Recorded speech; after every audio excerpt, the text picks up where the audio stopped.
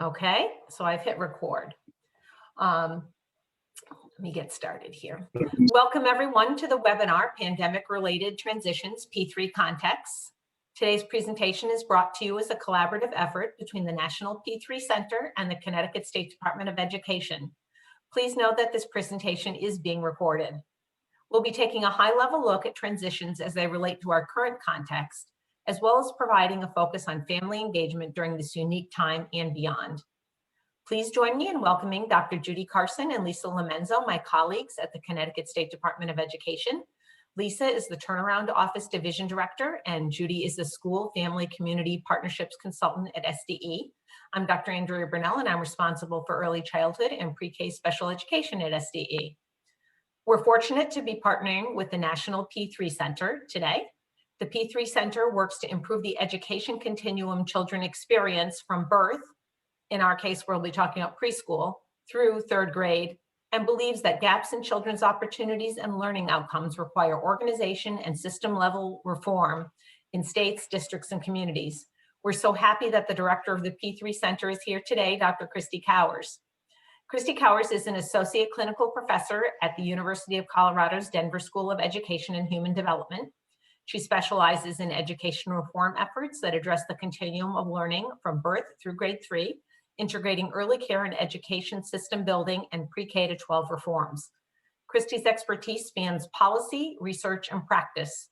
Her P3 work is anchored in collaboration with school districts, state agencies, and early learning stakeholders, and her research interests straddle the divide that exists between early childhood education and pre-K-12 systems. She served as a policy advisor to 2 former Colorado governors, Director of Early Learning at the Education Commission of the States, and the Director of the Pre-K-3 initiatives at the Harvard Graduate School of Education. She focuses on both the organizational reforms and the cognitive sense-making necessary to build alignment and coherence that supports children's development and learning. And she's led the National P3 Institute since 2008, and has been an expert advisor to Connecticut's Pre-K-3 leadership program since its inception.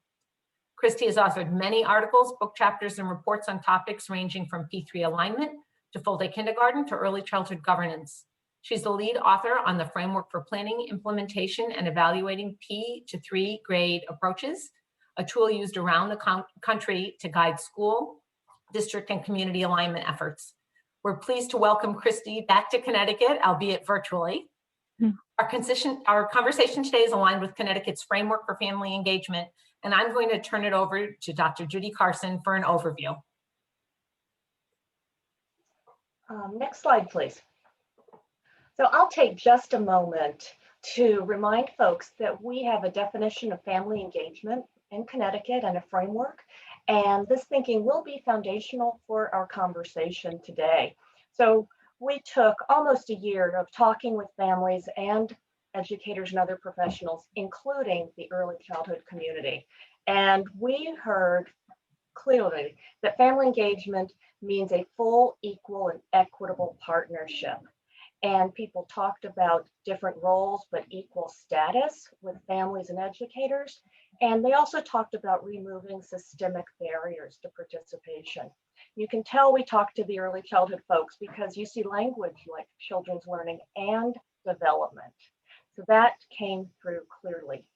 We have guiding principles. So if the definition is of what we should be doing, the guiding principles help us to think about how we do this. And building trust and respect is first, because building trust and respect is first.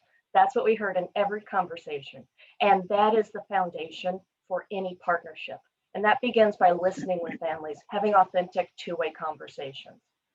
Linking to learning is the purpose of family engagement. We are looking for student outcomes, not just great relationships, but we really do need to think about student development and learning. And then, of course, co-creating cultural competence is essential, as is viewing families as assets and leaders in their homes and in their communities. Next slide, please. So I'd like to invite you, if you haven't yet taken a look at Connecticut's Framework for Family Engagement, we have many tools in there that take the definition and the guiding principles and bring it to practice. We talk about moving from lower impact practice to higher impact practice. We have many examples like the one that's on your screen.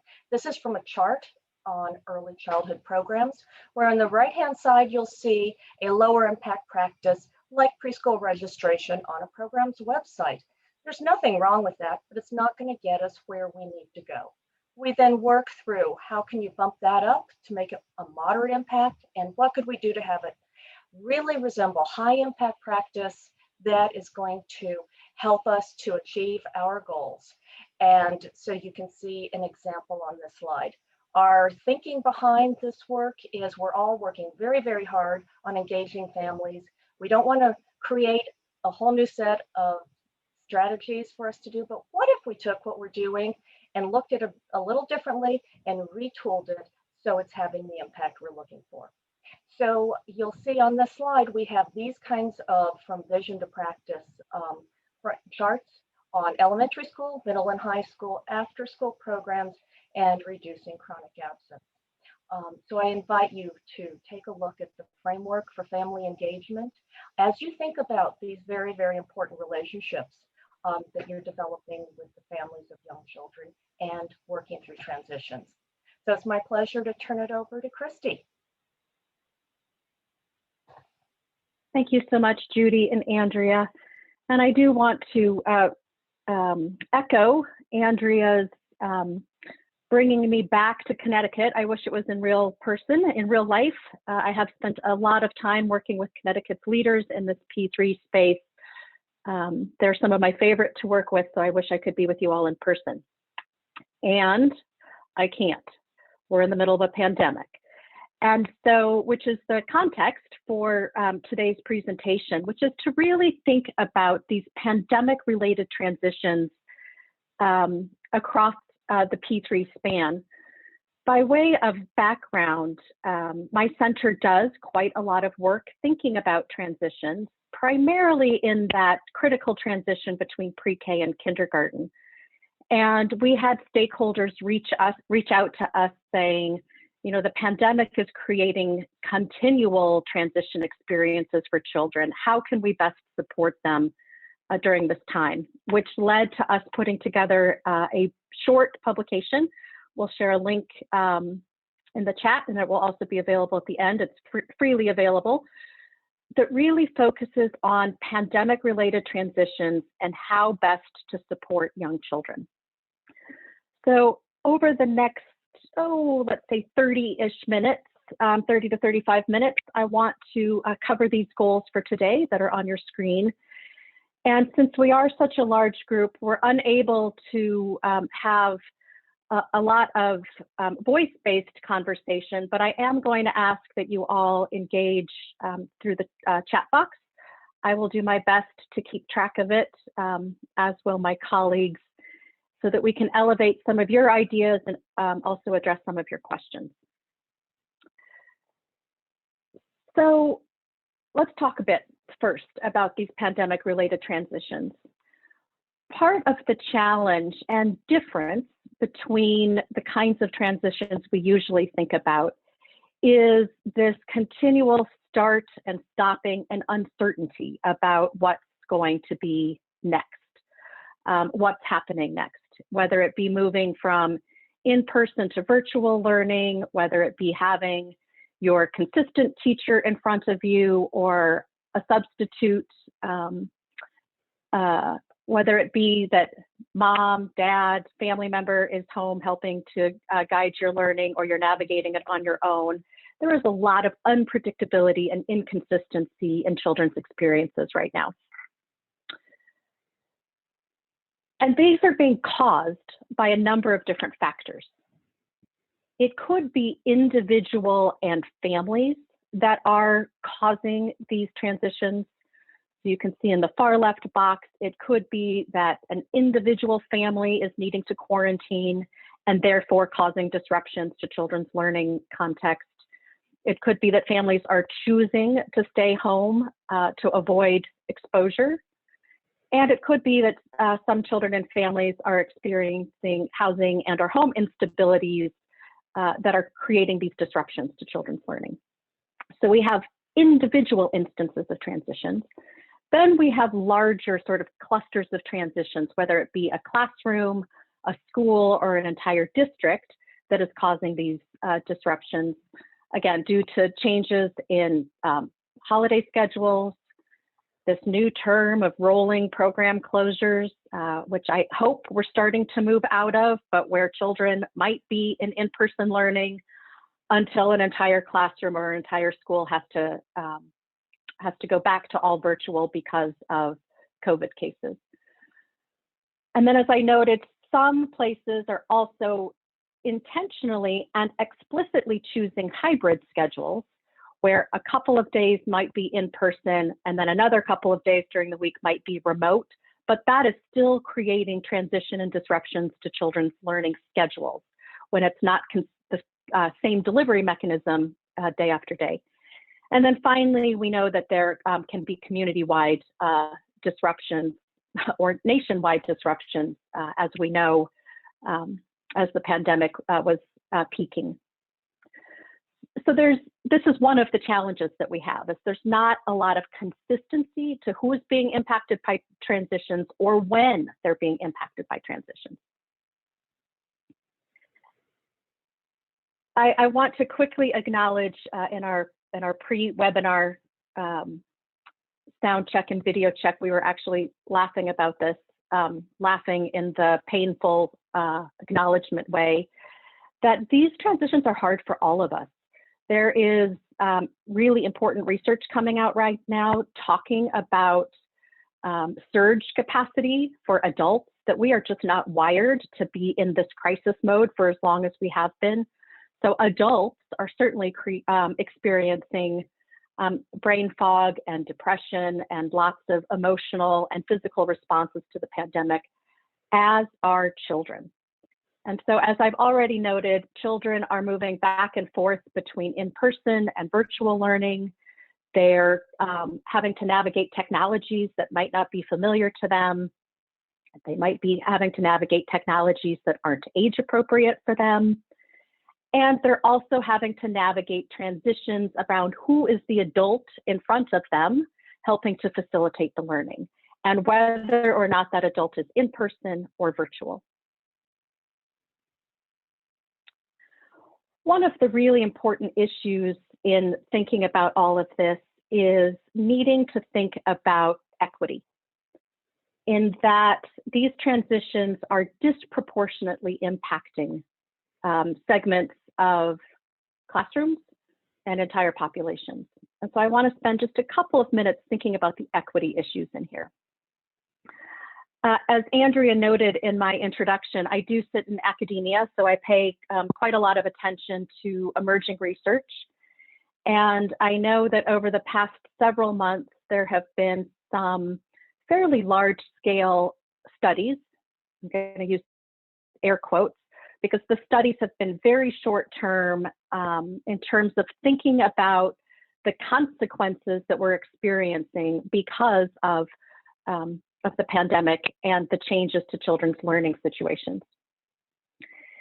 And the one that's on the screen here is from Brookings, which is a highly respected, largely nonpartisan think tank organization. And some of their initial findings were that the effects of the pandemic may not be as bad as some of us have been worried about.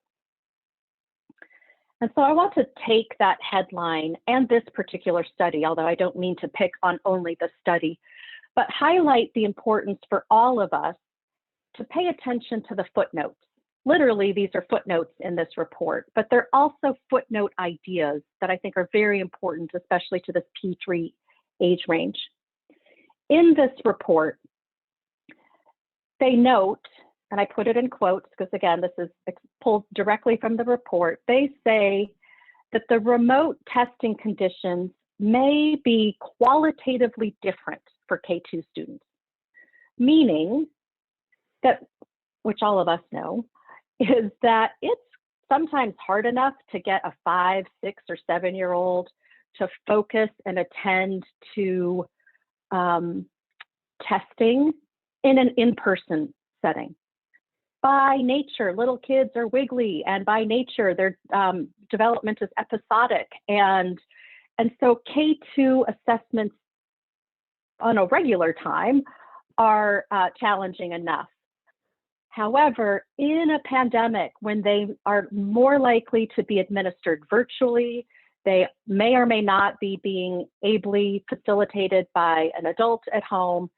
These produce qualitatively different conditions to understand how our K-2 students are doing.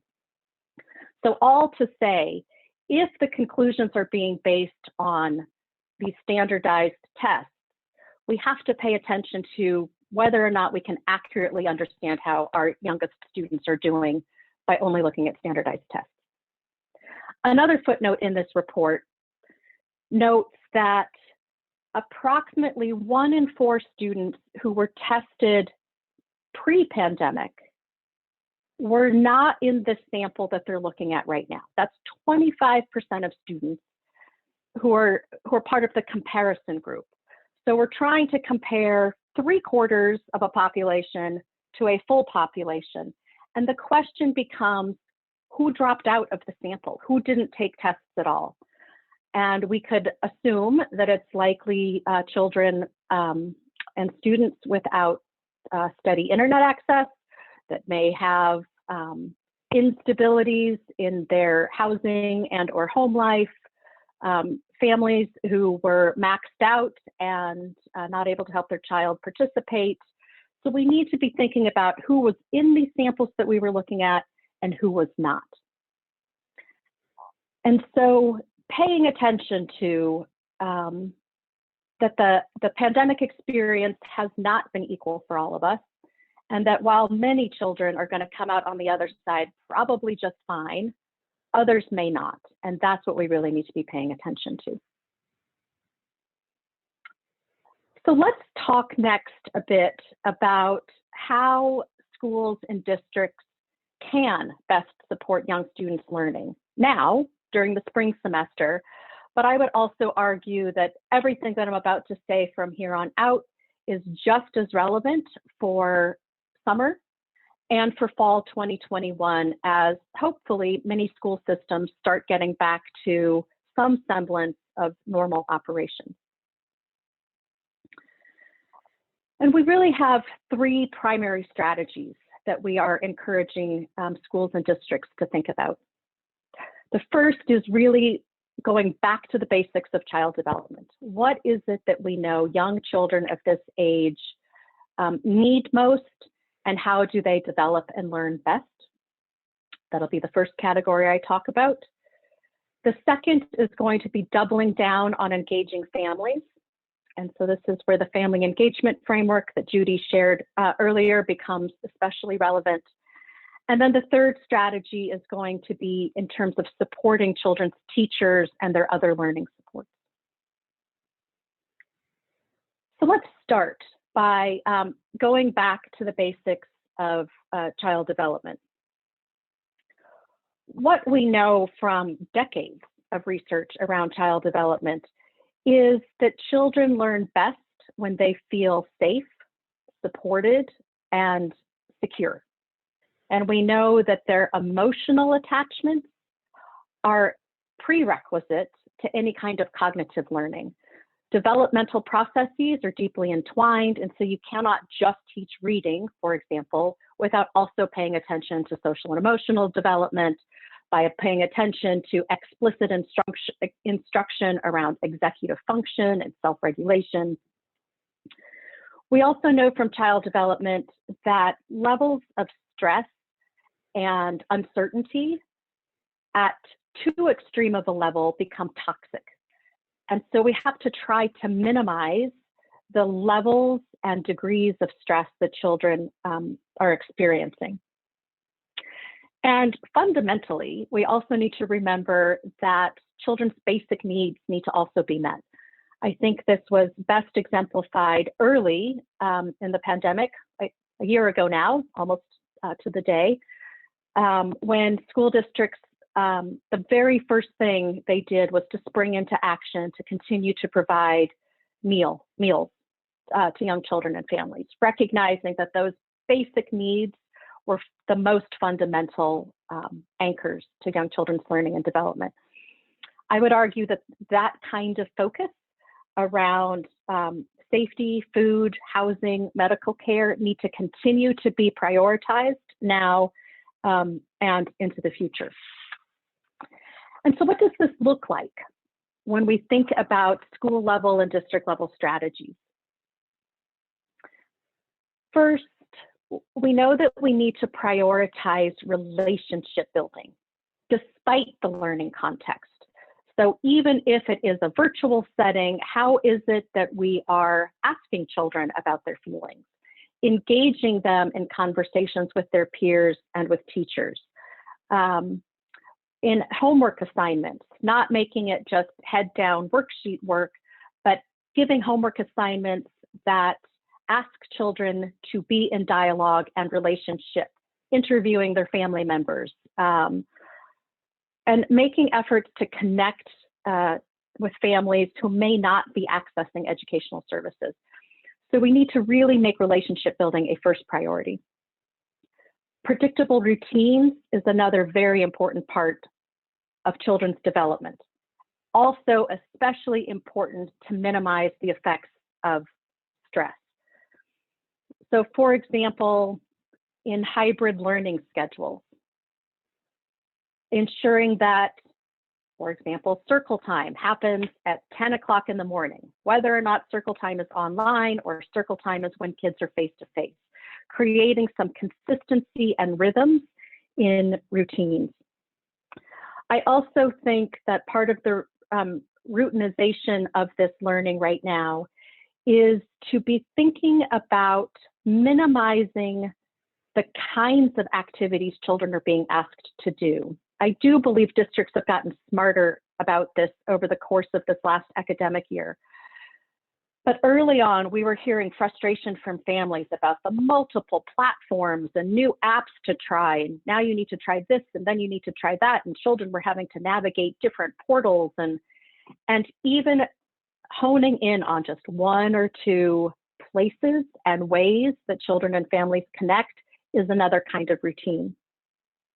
As I've already noted, meeting students' basic needs. Ironically, I do think, or serendipitously, depending on how you look at it, I think the pandemic has shown us that another basic need in the 21st century is connectivity and electronic devices in order to be able to communicate in virtual ways and to experience virtual learning opportunities. Another strategy is to ensure that learning is active and experiential. It really reflects the whole child. Little kids, we know, are deeply developing physical skills, both gross motor and fine motor.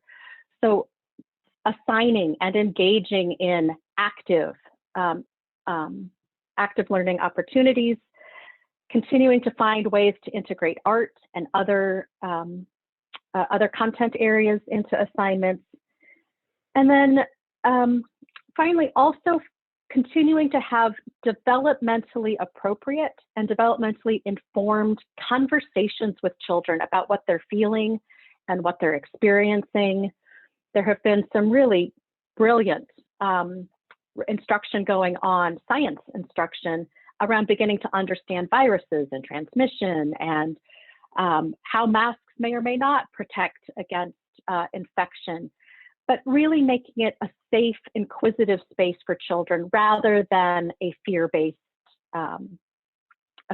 context.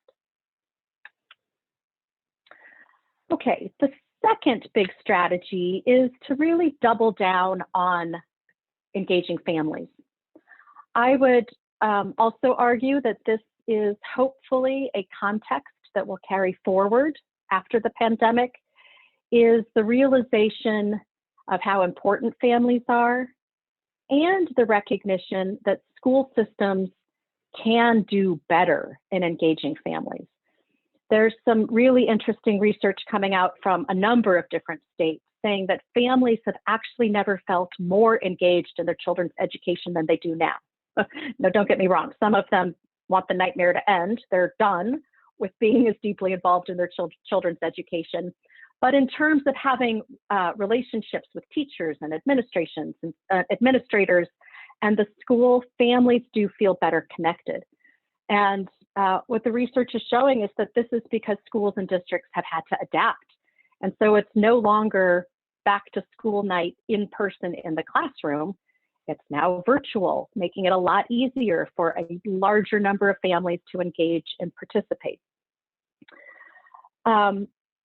We also know the importance of the home-school connection based on research, that school should not be something that's different from or separate from children's experiences at home.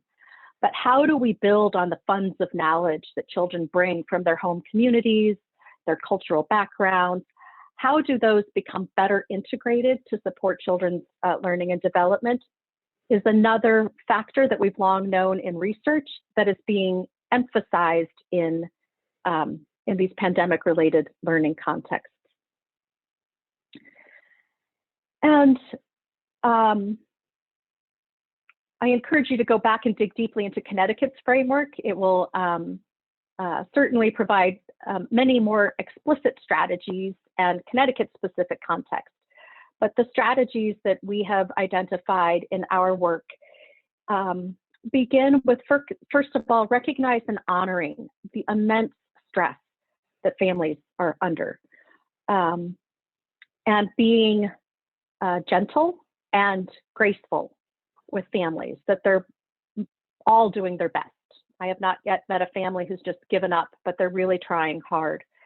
And so this could include dedicating time, energy, and resources to coach families, to support their own mental health and their own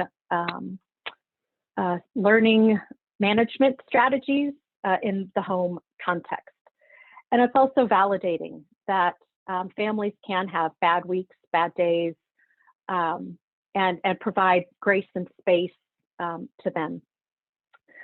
Second is to communicate early and often with families. And the second clause in this sentence is really important, again, in a streamlined fashion. We heard stories early on in the pandemic that families were receiving multiple emails a day from different teachers with different directions, and families are feeling overwhelmed by the input of information from schools. So the communicating early and often has to be qualified by coordination and streamlined so that families are getting consistent messaging, tightly packaged messaging, and explicit guidance and instructions for their role. I would also add that in this communication strategy is also ensuring that there's ample room for two-way communication, that it's not just schools sending information to families, but providing discussion rooms and feedback loops so that families can also be communicating back to teachers how things are going. A third strategy in here is to acknowledge, especially for the youngest children, that families are grappling with balancing school needs with their childcare needs. They may have a 5-year-old at home who's in school, but 5-year-olds still cannot be left unsupervised and home alone. And so families are needing to balance their childcare needs. And so be sensitive to this fact. And where possible, develop strategies in collaboration with the childcare sector in your local community to find ways to share distance learning content. I know of some childcare centers that are helping to facilitate school-based learning in the childcare classrooms. And I also know, and Connecticut has actually been a leader in this, in terms of hosting some virtual roundtables broadly that include the education sector and the childcare sector to problem solve together. Supporting and simplifying learning at home. I think I've mentioned this several times in terms of reducing the number of tools that families need. Also, where possible, providing families with the physical materials and resources. Just as families can pick up meals, many places are having families pick up material boxes or homework boxes that will include all of the necessary school supplies and other supports to be more engaged and active in their home learning. And then finally, to help support families, finding ways to stay socially connected and build community. This would be school to parents, but then also across families and parents as a collective. The third big strategy to focus on during these pandemic-related transitions relates to focusing on teacher and staff well-being. What I think we've always known, especially of teachers in the early learning and early grades, is that these teachers and staff are required to have a knowledge of many different subjects. You don't have a lot of specialists who only teach one thing. And teachers of this young age range also need to know how to nurture students' motivation, and which means they also need to have a deep understanding of how to support young children's learning. What I can argue is that many of these teachers, though, did not receive excellent training in how to do this through a computer screen. I think there are superstars, probably in every school district, who just have an intuitive knack and have done a fantastic job of it. And many others struggle and are lacking a skill set that can be supported virtually by school districts and others. Besides their roles as teachers and the professional struggles they're having, these are also adults who are fighting pandemic breakdown, pandemic brain fog, pandemic exhaustion, and are also having to juggle their own family's needs. And many of those who have children at home are also trying to juggle their professional lives with their own children's learning.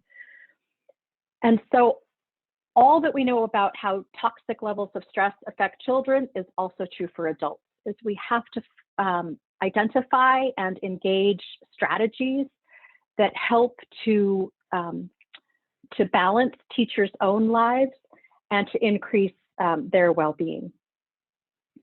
And so what does this look like? Some of this is prioritizing teachers' own self-care, really messaging the importance of them taking care of themselves first. That overused metaphor right now, if you have to put your own oxygen mask on first before you can help others, is very true around teachers. Teachers who are maxed out are not going to be effective instructors.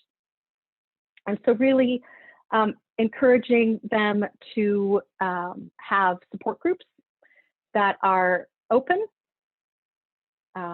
truthful, sometimes ugly, but that they can really share their feelings and feel supported, not threatened that they're for some reason going to be penalized because they're not doing their job well enough.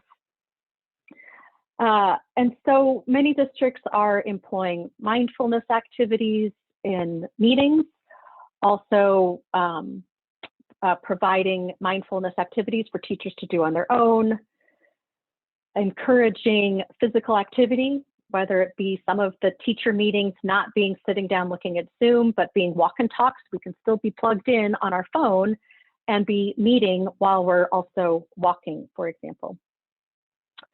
As I've already noted, teachers need their own professional learning and hands-on support. Sometimes all of these technical fixes are not super intuitive to those of us that did not grow up with swiping and screen work. We really need to be mindful of the extra hands-on experiential learning that teachers need in order to be most effective in virtual settings. As I've noted, facilitating collaborative teamwork and shared leadership.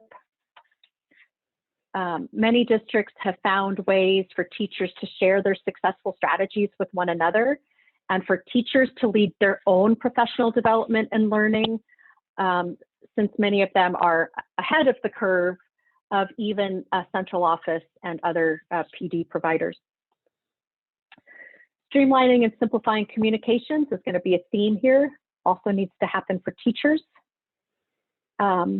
We've heard many times that teachers are most appreciative when there's a centralized learning management system that everybody uses to deliver content, and it's not left up to individual teacher choice.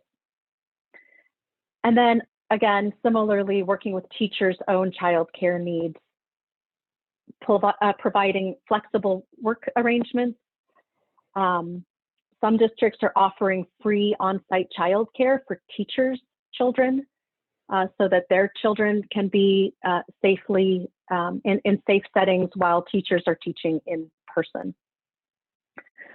So being ever mindful of the adults who are in front of children, whether it be families or teachers and staff, are the last two big strategies in our publication.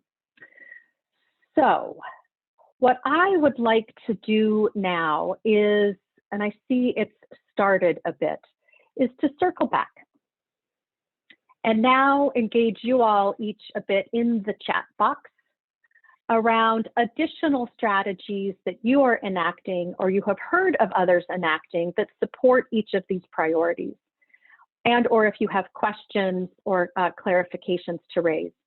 But let's circle back for a minute to child development. And I think I can see the full chat. Andrea, can you monitor it too? So in terms of thinking about child development and their fundamental needs, I'm curious if any of you have additional strategies or feedback to offer in addition to, or that would further augment what's already here. So I'm seeing Kim pointed out that delivering a delivery of material boxes to families can be especially helpful for overwhelmed families. Mm-hmm. I want to note that this is also a strategy that is can be equity-based.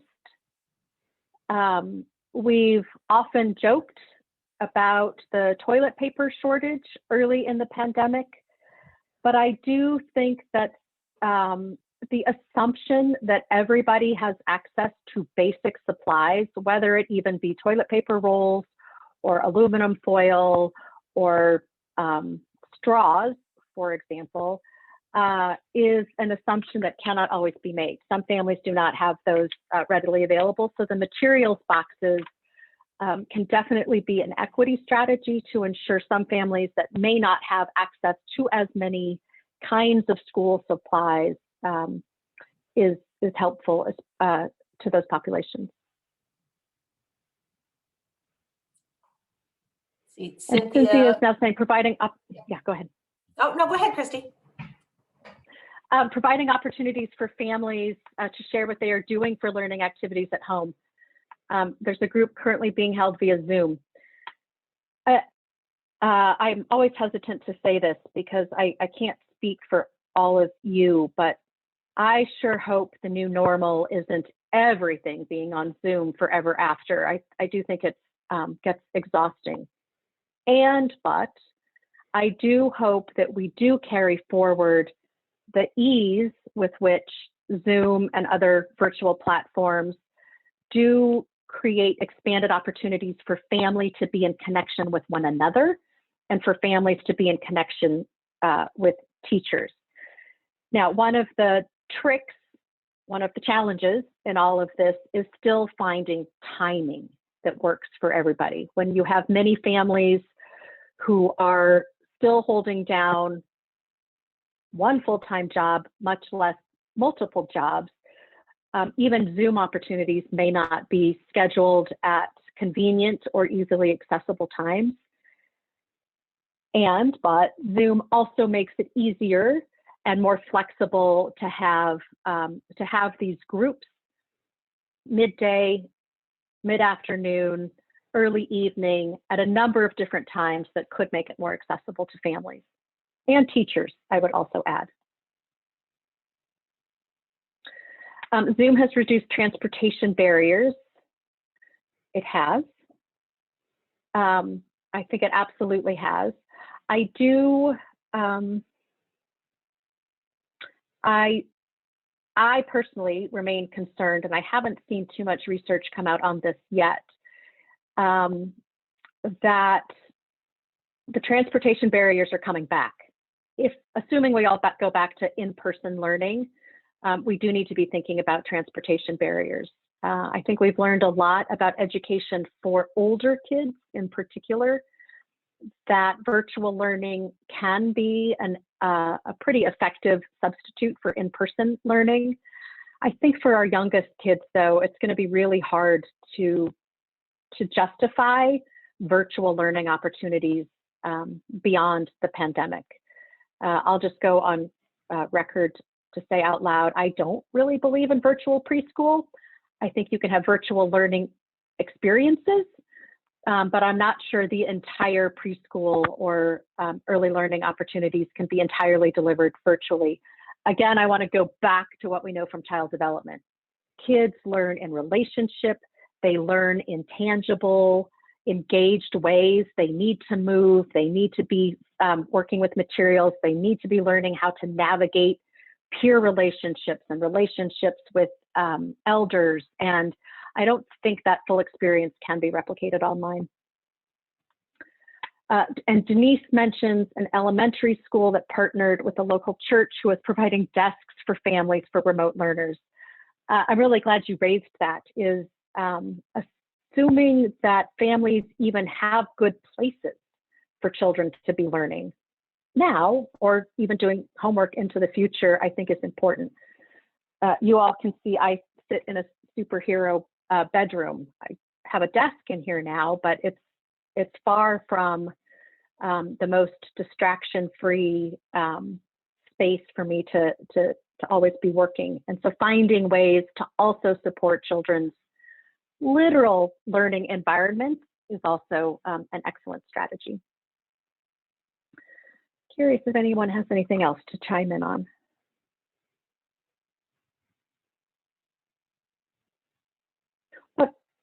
Good.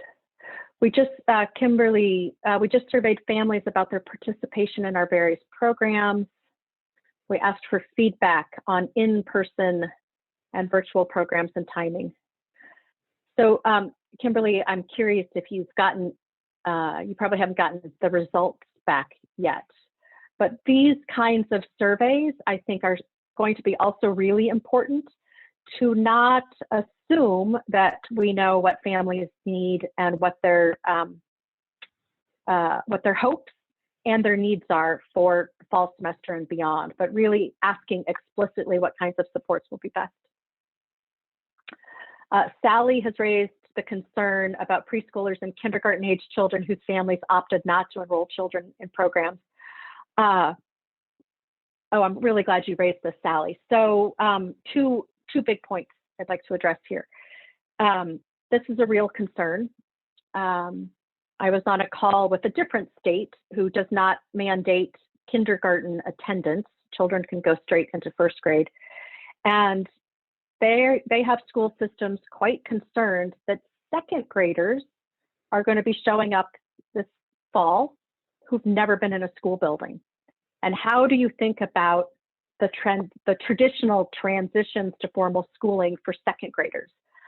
So I think these are real concerns that a number of school systems are grappling with. And I would argue that many of the strategies outlined in this webinar and in our document, again, that we'll share the link to, will be helpful in even thinking about what to prioritize in the fall to help those kids transition better. The second thing that I want to point out, though, is I want to push a little bit on the use of the term learning loss. Those of you that are on Facebook have probably seen a whole host of memes of late saying we need to stop talking about learning loss. Those are artificially constructed standards. And so if we didn't have standards, we wouldn't even know if kids were, behind or not. I would like to go back to our notions of equity and again say that some children are going to show up having done just fine, if not being ahead of where the standards say they should be, and other children will be behind the standards. And so when we think about a standards-based context, there will definitely be differences, and some children will have seemed to have lost ground compared to those standards. So we can tackle it that way, that when we're using standards as our metric, there will be some that are ahead and some that are behind. What I want to emphasize, though, is going to be the differences between those two populations of kids, that we are going to see even greater gaps in children's opportunities that were provided to them. And how do we support every child with whatever they bring into the classroom? And this is where a lot of the P3 work that my center works on and that Andrea and her team in Connecticut have worked on is shifting the dialogue a little bit, that it's less making sure children are ready, that whole school readiness notion, but instead ensuring that schools are ready for young children, again, no matter what they bring in. And so this is going to be about ensuring that teachers and parapros and other staff are well equipped to identify young children's developmental needs, are well equipped to understand the effects of trauma and toxic stress and provide constructive interactions and learning environments for those students. So I think these are, I think the differences in what children are going to be bringing in the fall are going to be profound. I hope that we can not always talk about it in terms of losers and gainers, learning loss or achievers, but more about how to support every child where he or she is when they come into the school door. Christina then says, we will be yes. I just wanted to point out there were a couple of statements in the Q&A section. Mary points out that Norwalk has family navigators that make sure families have internet along with basic needs and that all the kids have Chromebooks. And also there's a multilingual helpline for technology assistance. Oh, that's fantastic. That those will be good resources to link somewhere. Andrea, if you can, are there actual links provided in the Q&A? No, but Mary, if you could share the links, that would be great. Either share them in the chat, or if you don't have them right at your fingertips, email them to me afterward, would be fine, and I can share them.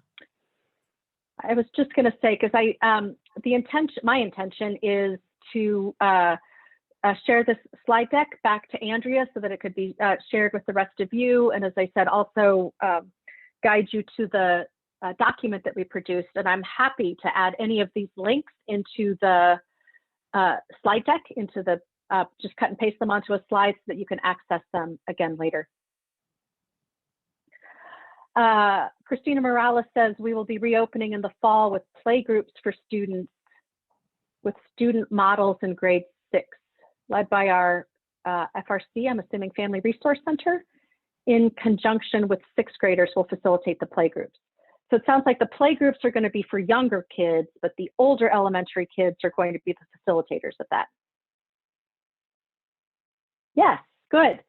I think that's a terrific strategy, and one that is emphasizing some of the pieces that I noted earlier in terms of community building and creating relationships.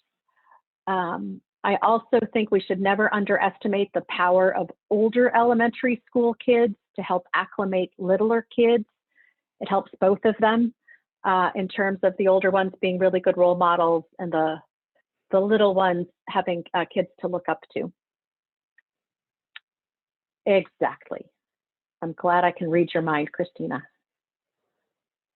Any other last comments before we begin to wrap this up? See, it would be so much more fun if we were in person.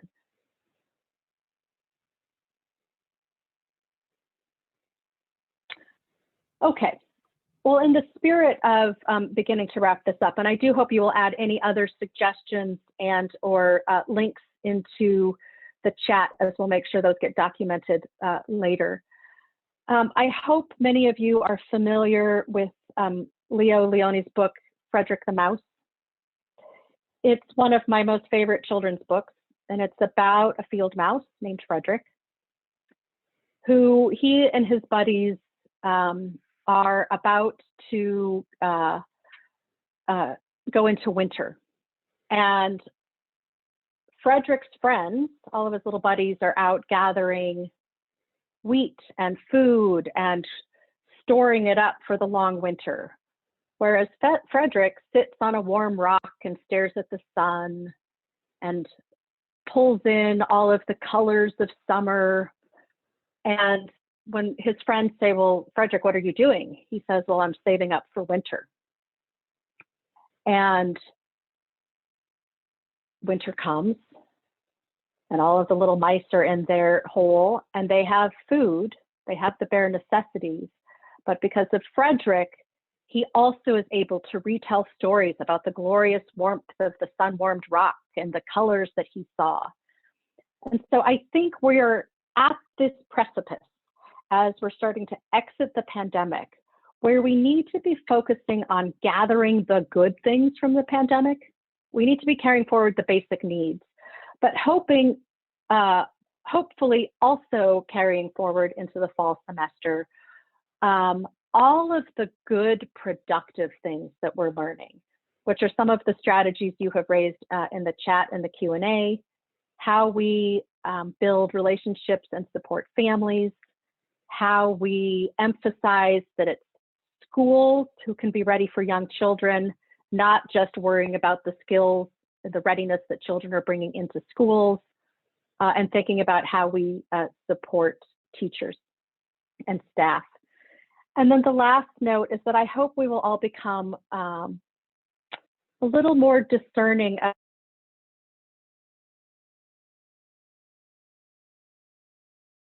research studies, whether it be the kind of survey that Kimberly mentioned, which would include paying attention to who responded but who didn't respond. What are the kinds of things that were mentioned, what might not have been mentioned? So really paying attention to the subtext of a lot of the work that we are doing. Kateria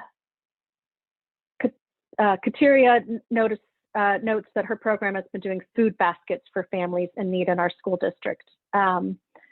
I hope that this will change in the near future. I think we're seeing some legislation begin to move at the federal level that could help this, but I do believe the economic impacts of the pandemic are going to carry forward for a bit longer, and that some families' basic needs, food security, housing stability, are going to continue to be jeopardized.